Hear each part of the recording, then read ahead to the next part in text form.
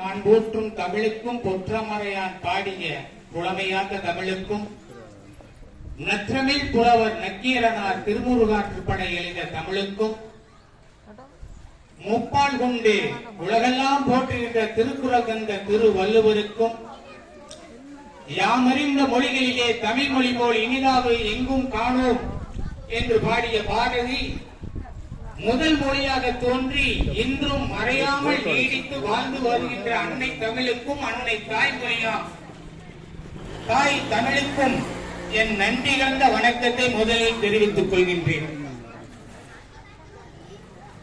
அன்பு பெரியவர்களே, அருமை தாய்மார்களே, ஆவலோடு பட்டிமன்றம் கேட்க வந்திருக்கின்ற ஆன்மீக பெரியவர்களே, அன்பு சகோதர சகோதரிகளே, மாணவ செல்வங்களே, குழந்தைகளே, திருப்பூர் மக்கள் மாமன்றத்தை சேர்ந்தவர்களே, இங்கே வந்திருக்கின்ற குழந்தை செல்வங்களே, உங்களுக்கு என் மனமார்ந்த நன்றி. இன்றைய தினம் ஒரு அருமையான நாள். என்ன நாள்? அமாவாசை, ஆடி அமாவாசை, சிறப்பான நாள். அந்த ஆடி அமாவாசை தினத்திலே இந்த காலை பொழுதிலே ஒரு அருமையான பட்டிமன்ற நிகழ்ச்சி ஏற்பாடு செய்திருக்கின்ற திரு ஞான சம்பந்தக்குடி அமைப்பும் சிவாஜி மீது தன்னுடைய அன்பான உயிரை வைத்திருக்கும் மன்னர் சம்பத் அவர்களுக்கு முதற்கன் ஒரு அருமையான கைதட்டை கொடுங்க. அவர் இதயத்துல எல்லாத்துக்கும் 4 பகுதி, ஆற்றிகள் வென்றிகள் 4 பகுதி இருக்கும். ஆனா அவருக்கு 2 பகுதி தான். ஒன்னு சிவா என்கின்ற சிவபெருமான், இன்னொன்று சிவாஜி என்கின்ற சிவாஜி கணேசன். அதைத்தான் அவருடைய உள்ளத்துல வச்சிருக்காரு. அதனாலதான் சிறு துளி பெரு வெள்ளம் போல இங்கு இன்னைக்கு இவ்வளவு பேர் கூடி அவரை வாழ்த்தி கொண்டிருக்கின்றோம். அருமையான செயல். அம்மா சொன்னாங்க, நம்முடைய வார்டு மெம்பர் சொன்னாங்க, என்ன சொன்னாங்க?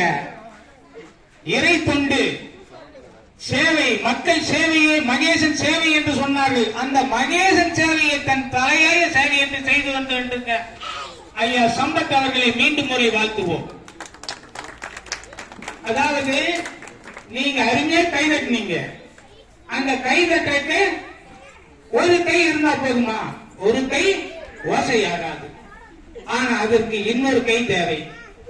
அந்த கையாக இருந்து கொண்டு சிவாஜி ரசிகர் மன்ற தலைவராகவும் மக்கள் மாமன்ற தலைவராகவும் இருந்து கொண்டு அன்னாருக்கு உதவியாக இருந்து எங்களை எல்லாம் வழிநடத்தி கொண்டிருக்கின்ற அரிமா சத்ருகன் அவர்களுக்கு எங்களுடைய மனமார்ந்த நன்றியை தெரிவித்துக் கொள்கின்றோம்.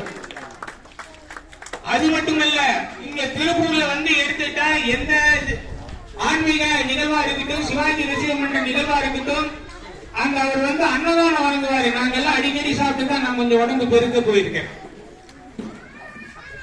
அடிக்கடி அன்னதானம் கொடுப்பாரு. எல்லா மக்கள் மகிழ்ச்சியா இருக்கணுங்கிறதுக்காக செய்வாரு.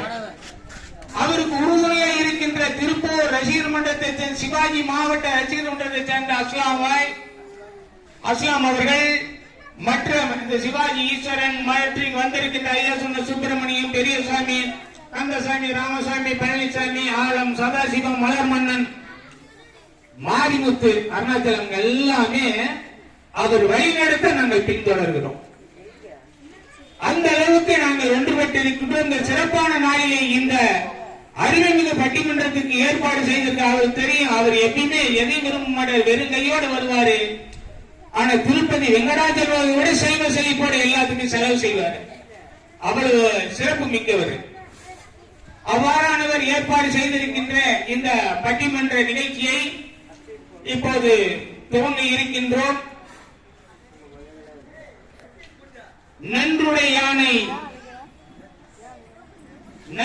யானை நரைவெல்லேறு ஒன்றுடையானை உமையொரு பாகம் உடையானை சென்றடையாத திருவுடையானை சிராப்பள்ளி குன்றுடையானை போற்றுவோம் என்று கூறிக்கொண்டு, நமச்சிவாய வாழ்க, நாதன் தாழ் வாழ்க, இமை பொழுதும் என்னெங்கில் நீங்காதான் தாழ் வாழ்க,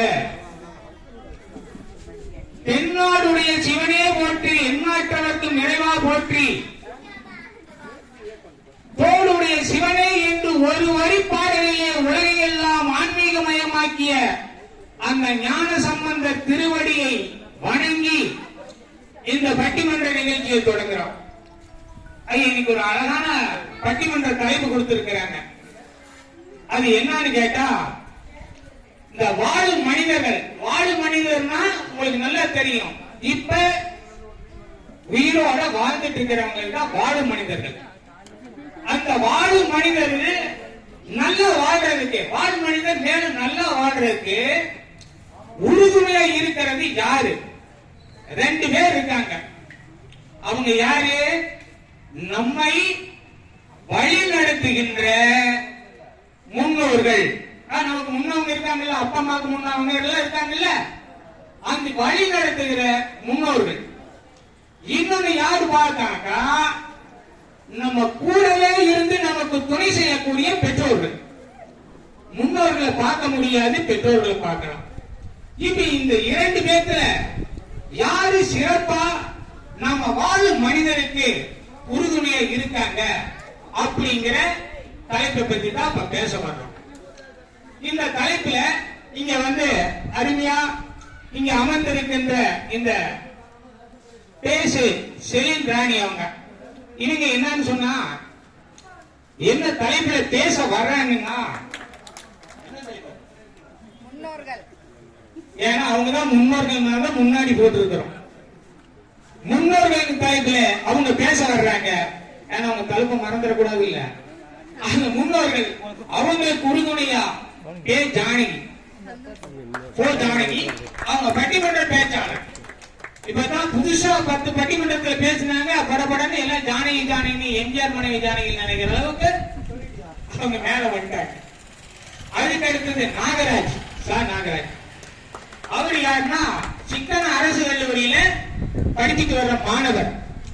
அவர் சிறந்த பேச்சாளரா, பட்டிமன்ற பேச்சாளரா சிறப்பா பணியாற்றி வர்றதுனால அவருடைய கருத்துக்களை இங்க வழங்கிருக்காங்க.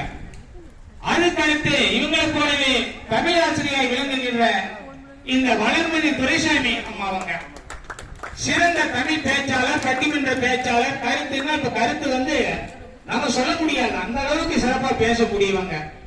அதுக்கு அடுத்தது கடந்த 20 வருஷமா பட்டிமன்றத்தில் சிறப்பா பேசி வந்து கொண்டிருக்கின்ற ஆர் கிருஷ்ணவேணி அம்மா. அவங்க ஒரு எம்ஏ பட்டதாரி.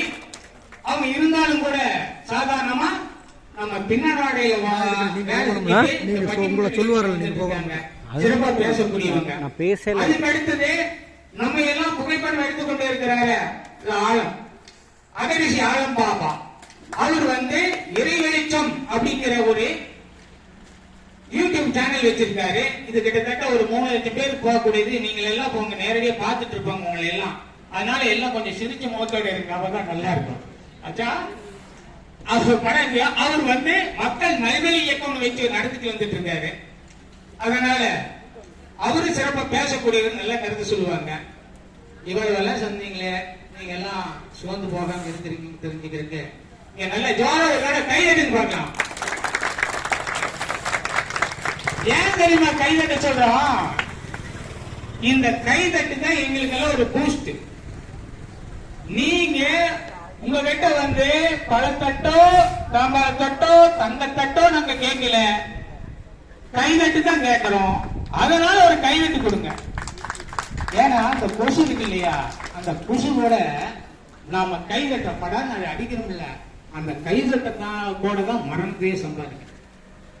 அந்த கைதட்டுக்கு அவ்வளவு சிறப்பு உள்ளது.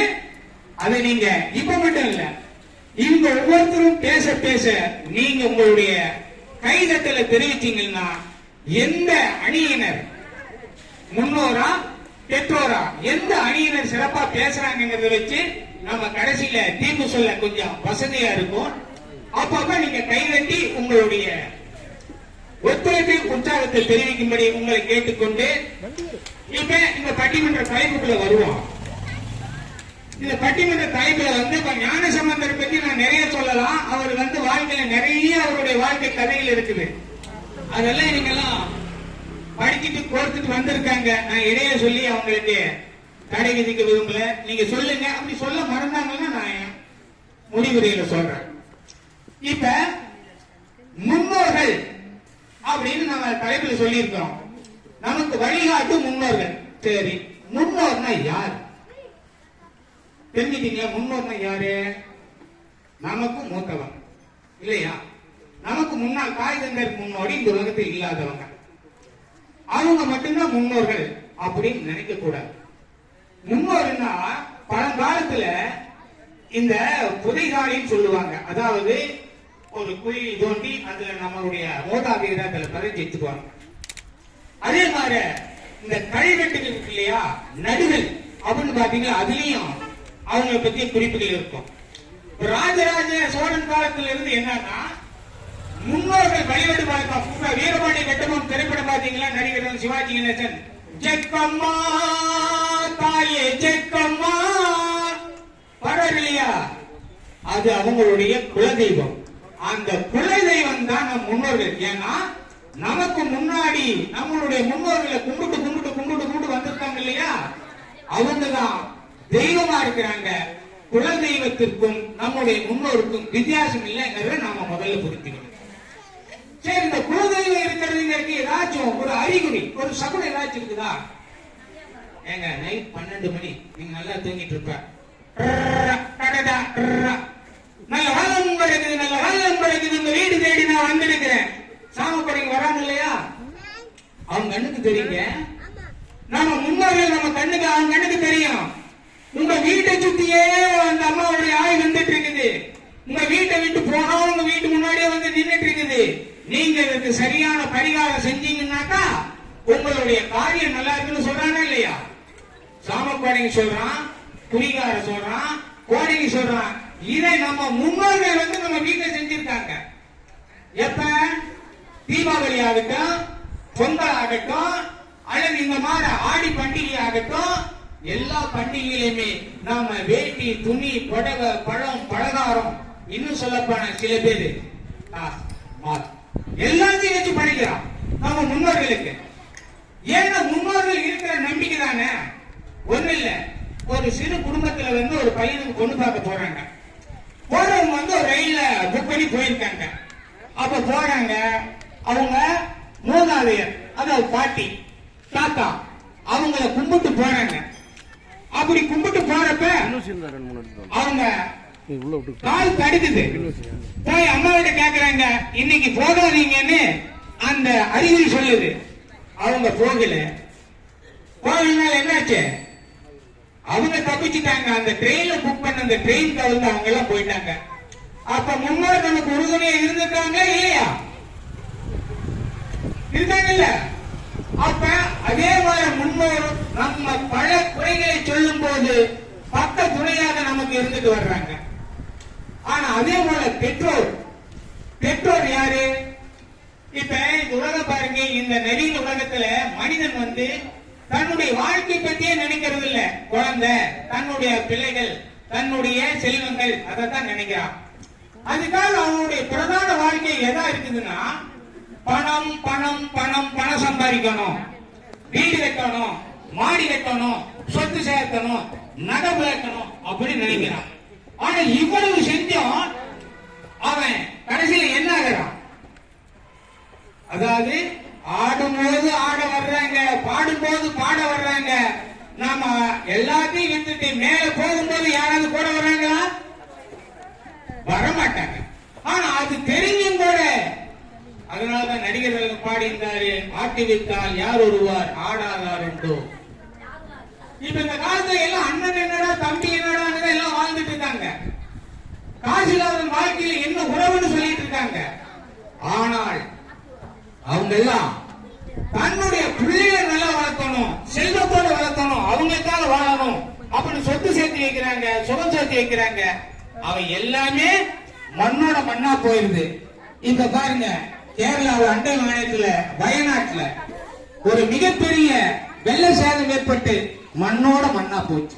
அங்க இருந்தவங்க யாரும் தெரியல, குழந்தைகளா, குட்டிகளா, பெரியவங்களா, வயதானவங்களா, யாரும் தெரியல. எல்லாருடைய வாழ்க்கையும் மண்ணோட மண்ணா போயிருது. ஆனா அதெல்லாம் தெரிஞ்சும் நாம அந்த சுகம் பணம் சேர்க்கறத விடுறோமா? ஏன் இதெல்லாம் செய்யறோம்? பெற்றோர்கள் வந்து குழந்தைகளுக்காக செய்யறாங்க, அவங்க மேல இருக்கிற ஆசைக்காக செய்யறாங்க. இப்ப ஒரு மரம் இருக்குன்னு வைங்களேன், அந்த மரம் ஒரே இடத்துல நிக்குது, ஓர் உயிர் உள்ள மரம். அந்த மரம் தான் வந்து காய், கனி, மலர், நிலை எல்லாம் கொடுக்குது. அது பட்டு போனா கூட என்ன ஆகுது? திட்டமும் சட்டமா வீட்டுக்கு வருது. ஆனா இந்த ஆறறிவு படித்த மனுஷன் இருக்காங்க இல்லைங்களா, நாம இந்த ஆவி போயிட்டா நாம என்ன ஆகிறோம்? ஆடு, மாடு, கோழி எல்லாம் கூட வெட்டினா 1 மணி நேரத்தில் வித்துருவாங்க. மனுஷனுடைய சதை யாராவது வாங்குவாங்களா? அப்படி இருக்கிறப்ப அவர்கள் அந்த வாழ்க்கை தெரிந்து கொண்டு போவதும் கூட தாம் வந்து எப்படியோ நம்முடைய குழந்தைகளுக்கு நாம் உறுதுணையாக இருக்க வேண்டும், அவர்களை வாழ வைக்க வேண்டும், தான் வாழ்நாள் அழிந்தாலும் அவர்களுக்கு உதவியாக இருக்க வேண்டும் என்ற எண்ணத்தோடு பெற்றோர்கள் குழந்தைகளை காக்க வருகிறார்கள். அப்படி அவங்க என்னதான் செய்யறாங்க அப்படிங்கறத பத்தி இந்த 6 பேரும் விளக்கி பேச இருக்கிறார்கள். முதலாவதாக முன்னோர்கள் அணியிலே பேசுவதற்காக பேசு செலின் ராணி அவர்களை பேசுமாறு அன்புடன் வாங்கம்மா. அவர்கள்